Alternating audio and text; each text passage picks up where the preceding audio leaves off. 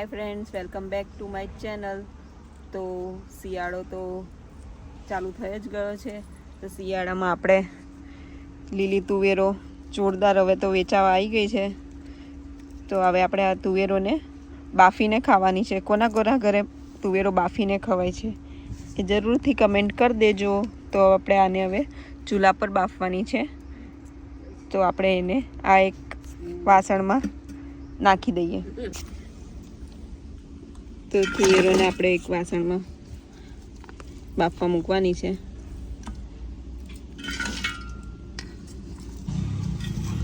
તો આપણે બાફવાની તુવેરો બધી એમાં નાખી દીધી છે. હવે એમાં પાણી ઉમેરી લઈશું. તો અહીંયા પાણી આપણે થોડુંક જ નાખેલું છે. થોડુંક એટલે કે ઉપર સુધી નહીં નાખ્યું. હવે આપણે બાફતી વખતે એમાં મીઠું નાખી દેવાનું છે, કેમ કે મોરી સારી ના લાગે ને એટલે. જો મીઠું નાખીને આપણે એને પાછી એમ ઉપર નીચે કરી દીધેલી છે. તો આપણે તુવેરને ચૂલા પર બાફવા મૂકી દીધેલી છે. જો બરાબરનું આપણે સળગાવી દીધેલું છે.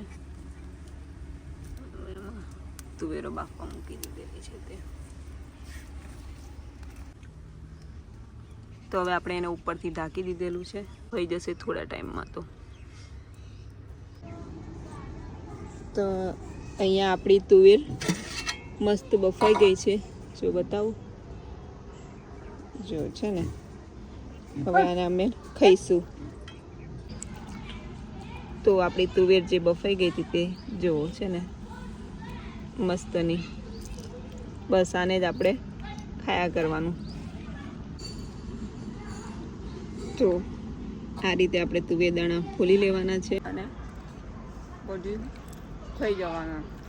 બસ આટલું જ કરવાનું છે શિયાળામાં, કેમ કે તુવેરનું શાક ખાઈ ખાઈને તો કંટાળી ગયા હોય. તો આપણે થોડું અલગ રીતે એને બાફીને ખાઈ લેવાની. તો બાફેલી તુવેરો દાદા દાદી પણ એન્જોય કરે છે.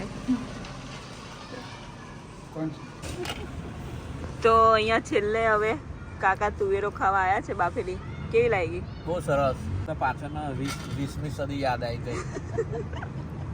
તારે તુવેરો કઈ રીતે ખાતા હતા? અમે આ રીતે ખાતા હતા. એવું નહીં, રોટલો મૂકીને અંદર રોટલો મૂકતા હતા મારા દાદી ત્યાં. તીખો રોટલો અને પછી અંદર શીંગો બાફીને ખાવાની. એક બાજુ શીંગ ખાવાની, એક બાજુ રોટલો ખાવાનો અને બે હાથથી શીંગ ખાતા હતા આમ. પણ હવે દવાઓને બધું છોટે છે ને એટલે ખોલીને ખાવી પડે.